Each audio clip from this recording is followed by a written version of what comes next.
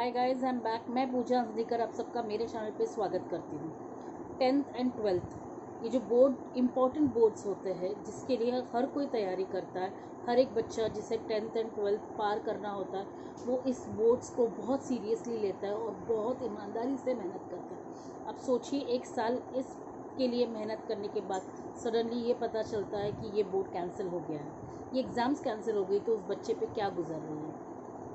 आज education sector का ऐसा खुला सच आपसे बात करूंगी जो शायद से आप जानते भी हो, बट हम उसमें कुछ नहीं कर सकते। मेरे साथ इस वीडियो पे अंत तक ज़रूर बने रहिएगा। मैं ऐसे सच के ऊपर बात करूंगी जो शायद से आपको सोचने पे मजबूर कर देगा। मेरा नाम पूजा अजनीकर है। अगर आप मुझे पहली बार देख रहे हैं तो मुझे प्लीज़ सब्सक्राइब ज़रूर कर दीजिएगा। वीडियो पसंद आता है तो लाइक और कमेंट ज़रूर कर दीजिएगा। सबसे पहला फैक्ट जो एजुकेशन सेक्टर का ये है कि हम अभी तक जो अंग्रेज़ों से बनी हुई जो सिस्टम थी उसी को फॉलो कर रहे हैं। भले एनईपी आया है पर एनईपी इम्प्लीमेंट नहीं हुआ है। अंग्रेज़ों ने जो शासन बनाया था कि लोगों को क्लर्क के लिए तैयार किया जाए और उन्हें कम्युनिकेशन लैंग्वेज इंग्लिश आनी चाहिए, ये जो दो चीज़ें उन्होंने सोच के रखी थी उसी के ऊपर ही अभी तक हमारी एजुकेशन सिस्टम कायम है। इंग्लिश मीडियम स्कूल्स आ गई है क्योंकि डिमांड इंग्लिश की बढ़ गई है। डिमांड लोगों ने ये नहीं की कि मेरा बच्चा कम्युनिकेट कर पाना चाहिए, उसके थॉट्स उसको प्रेजेंट करने आने चाहिए, ये लोगों ने डिमांड नहीं की। लोगों ने ये डिमांड की कि मेरा बच्चा इंग्लिश में बोले क्योंकि इंग्लिश ग्लोबल लैंग्वेज है। इसके ऊपर किसी ने रिसर्च नहीं किया कि कितने सारे देशों में इंग्लिश बोली जाती है या नहीं, इसी के ऊपर किसी ने रिसर्च नहीं किया। एक ट्रेंड सा चलते गया कि इंग्लिश ही लैंग्वेज इम्पॉर्टेंट है, सबको आनी चाहिए, इसलिए हर जगह पे लोग सिर्फ इंग्लिश में कम्युनिकेट कर रहे हैं और इंग्लिश को इतना इम्पोर्टेंस दे दिया। ये सिर्फ हमारे एजुकेशन सिस्टम का फेलियर के कारण है। आज अगर कोई किसी को इंग्लिश बोलने नहीं आती है तो उसे अनएजुकेटेड या नॉट टू द मार्क करार दिया जाता है, बल्कि जो पर्सन अपने मतों को अच्छे से बिना डरे कॉन्फिडेंसली किसी भी लैंग्वेज में कम्युनिकेट कर पा रहा है तो उसे सेकेंडरी नज़रों से देखा जाता है। तो ये एक फैक्ट है। दूसरी फैक्ट मैं बताऊंगी, हमारा सिस्टम जो है आपको 6 या 5 सब्जेक्ट्स देता है, उस 5 या 6 सब्जेक्ट्स में आपको पास होना है, तभी आप ग्रेड पास होंगे। आपको सब्जेक्ट वाइज क्लैरिटी या सब्जेक्ट वाइज अगर आप पास हो रहे हो या सब्जेक्ट में आपने कितना गेन किया है, इसके ऊपर किसी का ध्यान नहीं है। अगर कोई बच्चा इंग्लिश, मैथ्स, साइंस, सोशल ये सारे सब्जेक्ट में पास है, बट अगर उसकी हिंदी या इंग्लिश हिंदी या कोई और सब्जेक्ट में वो फेल हुआ है, या उसकी मैथ्स ख़राब है और हिस्ट्री में वो पास हो गया, या हिस्ट्री ख़राब है और मैथ्स में वो फेल हो गया, तो उसे कम्प्लीटली फेल करार दिया जाता है।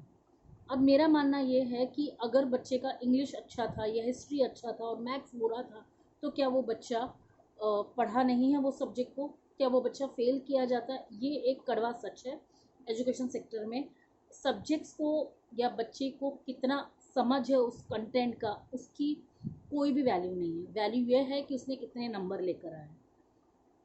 तीसरा सच मैं ये बताऊंगी कि हमारे जो टीचर्स हैं, बहुत सारे जो स्कूल्स हैं जो एडमिशन लेते वक्त ये बोलते हैं कि हमारे पास क्वालिफाइड टीचर्स हैं, हमारे पास एक्सपीरियंस टीचर्स हैं, बट क्वालिफाइड और एक्सपीरियंस टीचर्स के नाम पर वो लोग अनट्रेंड ग्रेजुएट्स को लेते हैं क्योंकि उन्हें सैलरी कम दी जाती है।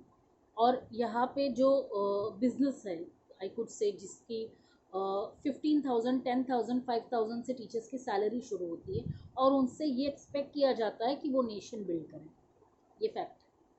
चौथा फैक्ट मैं ये बताऊंगी, जो डीएड, बीएड, एमएड में ये बताया जाता है कि जो डीएड, बीएड, एमएड करते हैं वो लोगों को टीचर बनने का अधिकार है और वो टीचर बनना चाहिए और उनको जॉब पे रखा जाता है, बल्कि जो अच्छे से कम्युनिकेट कर सकता है, जिसे कंटेंट नॉलेज है और जो बंदा बच्चों के साथ अच्छे से रह कर बच्चों को अच्छे से पढ़ा सकता है, उसे टीचर नहीं किया करार किया जाता है। ये fact. Sixth thing I could say कि जो बिज़नेस, एजुकेशन सेक्टर में जो बिज़नेस हो रहा है, जहाँ पर इंफ्रास्ट्रक्चर के नाम पे पैसा लिया जा रहा है, फैसिलिटीज़ के नाम पे पैसा लेके जा रहा है, वो सारी चीज़ें जो है वो कहीं पर भी बच्चे से दूर दूर तक कनेक्टेड नहीं है। पेरेंट्स बच्चे को अच्छी जगह पे पढ़ाना चाहते हैं, वो ये देख रहे हैं कि बच्चा मेरे एसी में पढ़ रहा है या नहीं, स्कूल में एसी है क्या स्कूल में फ़िल्टर वाटर है, स्कूल की बसेस कैसी है, वाईफाई लगा है, जीपीआरएस फैसिलिटी है। पर कोई भी पेरेंट ये देखने में लगा नहीं है कि वो टीचर जिसको रखी गई है, जो टीचर हमारे बच्चों को पढ़ा रही है, उसकी इथिक्स क्या है, उसका वैल्यू क्या है। यहाँ पे एडमिशन लेते वक्त पेरेंट्स की इंटरव्यू ली जाती है, पर पेरेंट्स को टीचर से मिलने नहीं दिया जाता, ये फैक्ट। और पेरेंट स्कूल में ये डर के एडमिशन लेता है कि मुझे अगर मैं 2 सवाल ज़्यादा पूछूंगा तो शायद मेरे बच्चे को वहाँ एडमिशन नहीं मिलेगा। ये पॉपुलर स्कूल्स की मैं बात करूँ। और जो नई स्कूल्स नहीं खुल रही है, वो बच्चों के घर जाके उनको एडमिशन्स दे रही है, इतने बड़े बड़े प्रोस्पेक्ट्स बना के और झूठे वादे करके, जो इम्प्लीमेंट करते वक्त शायद से वो उनके 10 साल के स्कूल के बाद भी इम्प्लीमेंट नहीं हो रहा। और पेरेंट्स बस ब्लाइंडली फ़ी दे जा रहे हैं क्योंकि स्कूल मेरे बच्चे घर के पास है और स्कूल में इतनी सारी फैसिलिटीज़ दी जा रही है जहाँ पे शायद से मुझे बाहर एक्स्ट्रा कोचिंग लगाना पड़ता। पर कोई भी पेरेंट इसके ऊपर बिल्कुल भी स्टडी नहीं कर रहा है कि वो स्कूल की क्वालिटी क्या है, उनकी फ़िलॉसफीज़ क्या है, क्या वो सच्ची में जो बोल रहे हैं वो डिलीवर कर रहे हैं। कुछ पेरेंट्स हैं वो करते हैं, पर उन्हें कोई चॉइसेस नहीं मिलती है। कुछ पेरेंट्स हैं, कुछ लोग हैं जो एजुकेशन सेक्टर का फैक्ट जानते हुए भी कुछ नहीं कर पा रहे हैं। और एक चीज़ मैं बताऊंगी कि हमारा जो सिस्टम है, इसमें स्किल्स और एटीट्यूड या जिसको हम बोल सकते हैं क्वालिटी, इसके ऊपर कोई भी इम्पोर्टेंस नहीं है। जैसे मैं बोल सकती हूँ, अगर कोई बच्चा 98 99 लेकर आया तो उसे समझदार या इंटेलिजेंट बच्चा कह देते हैं, और जो बच्चा 35 या 40% लेकर आते हैं उसे जज किया जाता है कि तुम पढ़ाई में होशियार नहीं थे। आप देख सकते हो, अगर आप हिस्ट्री देखो, आज जो बड़े बड़े कंपनी ओनर्स हैं, उन्होंने शायद से इंडिया से पढ़ाई की ही नहीं होगी।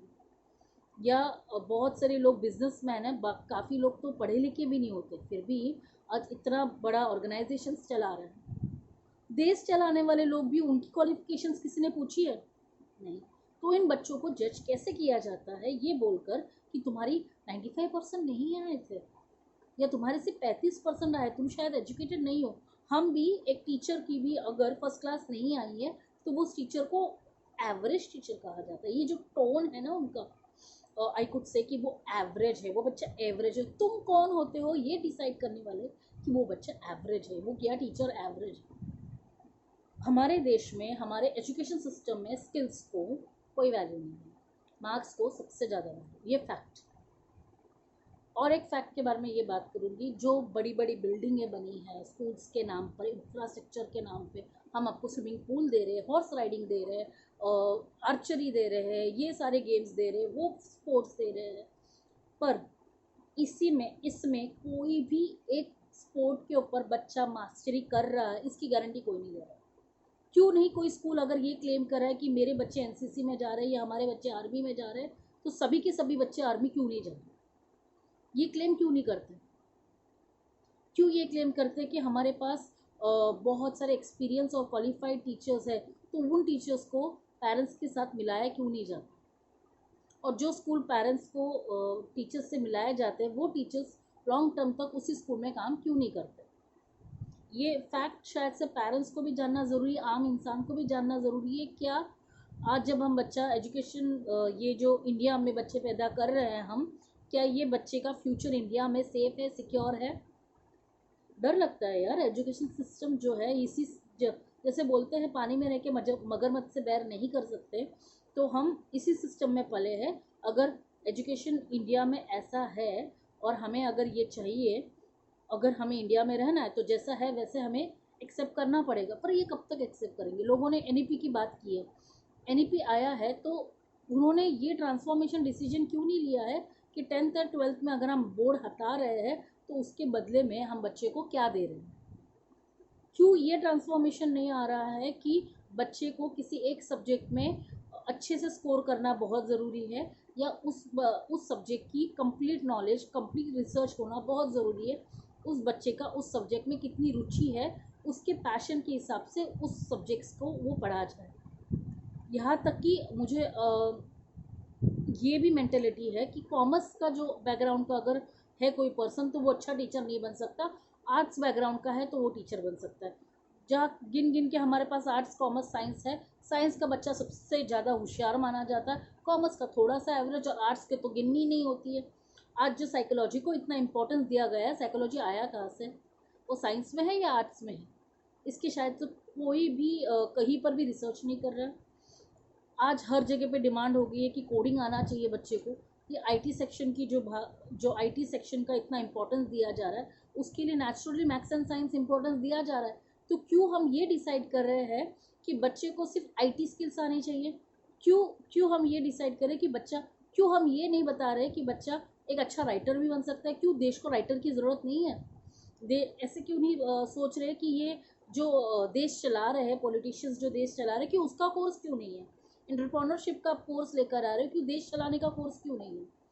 अगर आप टीचर्स के लिए डीएड बीएड का कोर्सेज चला रहे हैं, तो उन्हें ये भी क्यों नहीं सिखा रहे कि अनसर्टेन सिचुएशंस के ऊपर किस तरह उन्हें रिएक्ट करना चाहिए, किस तरह रिस्पॉन्ड करना चाहिए, किस तरह उस सिचुएशन को फेस किया जाना चाहिए?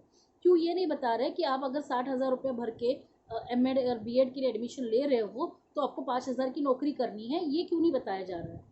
तो ये सारा जो एजुकेशन सिस्टम का फैक्ट है, ये शायद से आई ओपनिंग है सबके लिए।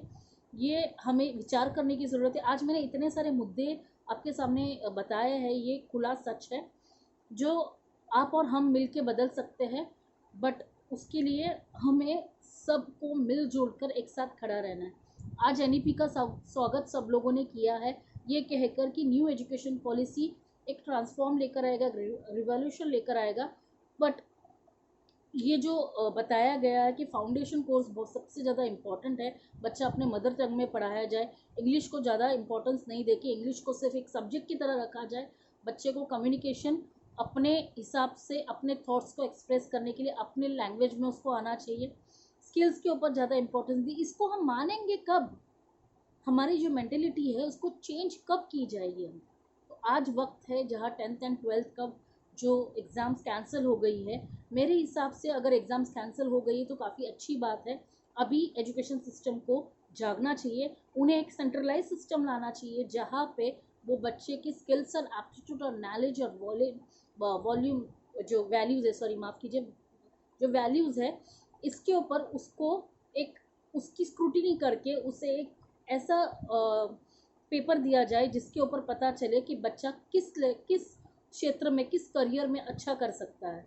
उसके ऊपर आप रिजल्ट क्यों नहीं बना रहे? और वैसा टाइप का एक टेस्ट ऐसा बना के क्यों बच्चे को नॉलेज के ऊपर उसको मार्क्स दिया जा रहा है? क्यों उसकी मेमोरी के ऊपर, उसके प्रॉब्लम सॉल्विंग स्किल के ऊपर, उसकी क्रिटिकल थिंकिंग के ऊपर, उसके रियल लाइफ एक्सपीरियंस के ऊपर मार्क्स क्यों नहीं दिए जा रहे? तो ये सारा चीज़ एक्यूमुलेट करके एक ऐसा सेंट्रलाइज सिस्टम बना देना चाहिए जहाँ पे उसके मार्क्स डायरेक्टली उन यूनिवर्सिटीज़ को भेज देने चाहिए और सेंट्रलाइज सिस्टम की ओर से उन्हें एडमिशन दिए जाने चाहिए बच्चे के स्किल्स के हिसाब से। मुझे लगता है शायद से देश में ट्रांसफॉर्मेशन तब आएगा जब बच्चा अपने स्किल्स के हिसाब से अपनी डिग्री चुनेगा, स्किल्स के हिसाब के अपना कॉलेज चुनेगा, और स्किल्स के हिसाब से उसे बिना डोनेशन, बिना सफ़र किए हुए उसे अपने पसंदीदा सब्जेक्ट्स में उसको डिग्री लेने का मौका मिले। तो ये सारी जो बातें मैंने आज कही है, ये एक आई ओपनिंग है और अब सबको इसके ऊपर विचार करना चाहिए। मुझे कमेंट बॉक्स में ज़रूर लिख के भेजिएगा कि और कौन सी ऐसी बात है जो आपको एजुकेशन सेक्टर में बहुत गलत लगती है। मैं उन टीचर्स का भी साथ चाहती हूँ इसके साथ, जहाँ पर वो उनके साथ हुए एक्सप्लॉयटेशन, उनके विचारों का मैं यहाँ पे उन्हें इनवाइट करूँगी कि वो अपने विचारे मेरे साथ व्यक्त कीजिए। कमेंट बॉक्स में ज़रूर लिख के भेजिएगा, और जिस तरह आपने मेरे पुराने वीडियो को इतना सराहा है, इस वीडियो को भी उतना ही सराहिएगा, और मैं आपके लिए बहुत बेहतरीन से वीडियो यूँ ही लेकर आऊँगी। मेरे इतने सारे फैक्ट्स के ऊपर ज़रूर गौर कीजिएगा और दोबारा मैं आपके साथ ज़रूर बनूँगी। Thank you.